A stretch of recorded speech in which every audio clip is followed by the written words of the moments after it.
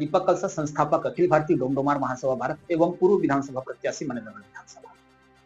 आपकी एक डेलीगेशन जो 22 सितंबर को यहाँ से रवानगी दे रही है, जिसमें बहुत बड़ी संख्या में आप लोग दिल्ली जा रहे हैं जी। क्या है दिल्ली का आपका प्लानिंग, किस विषय को लेकर आप दिल्ली जा रहे हैं?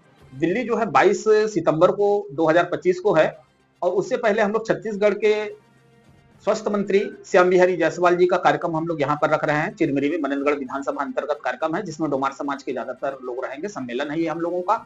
यहाँ पर उनको समस्याओं की सारी जो भी हमारे समाज की समस्याएं हैं उनसे स्वास्थ्य मंत्री जी को अवगत कराना है। और उसके बाद दिल्ली जाने का जो हम लोगों का कार्यक्रम है, दिल्ली में सफाई कर्मचारियों को सैनिक का दर्जा प्राप्त होना चाहिए और डोम समाज के जो लोग हैं उन पट्टा विहीन लोग हैं, पट्टा नहीं है उन लोगों के पास, स्थायी पट्टा नहीं है, उन लोगों को पट्टा मिल सके। और जाति प्रमाण पत्र की जो समस्याएं हमारे समाज के बीच में आ रही हैं उनकी ये समस्याओं का निराकरण होना चाहिए। राष्ट्रव्यापी समस्याएं हैं ये।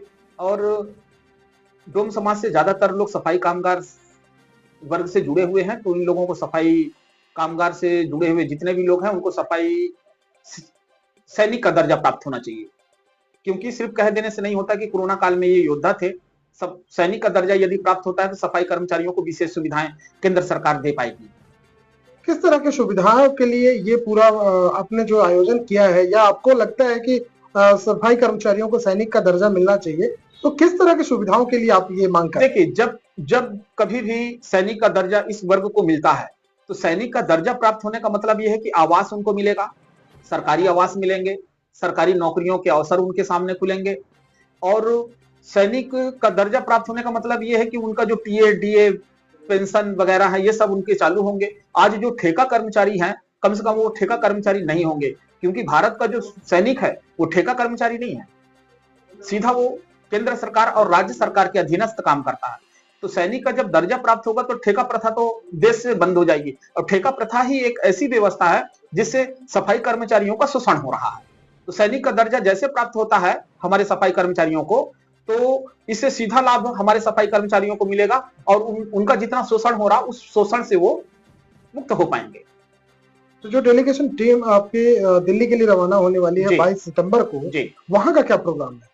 देखिए, दिल्ली में उत्तर प्रदेश, बिहार, झारखंड, छत्तीसगढ़, मध्य प्रदेश, राजस्थान, गुजरात जितने भी तमाम राज्य हैं, तमाम राज्य के प्रतिनिधि मंडल वहां पर उपस्थित होंगे। वहां पर क्या है कि जैसे सफाई महामहिम राष्ट्रपति जी को ज्ञापन देना, देश के प्रधानमंत्री जी को ज्ञापन देना है कि पट्टा नहीं है। जैसे कि मैंने पहले में भी कहा है, हमारे समाज के पास पट्टा नहीं है, जाति प्रमाण पत्र के लिए जूझ रहा है, हर राज्यों में जूझ रहा है और 1950 का रिकॉर्ड मांग रहे हैं। तो ये तमाम समस्याएं हैं इस समाज के पास। और सैनिक का दर्जा प्राप्त होना चाहिए इस वर्ग को। तो ये तमाम चीजों को लेकर के हम लोग जा रहे हैं। और सबसे पहली बात तो मैं ये बता दूं कि आज देश के सबसे ताकतवर व्यक्ति नरेंद्र मोदी जी हैं।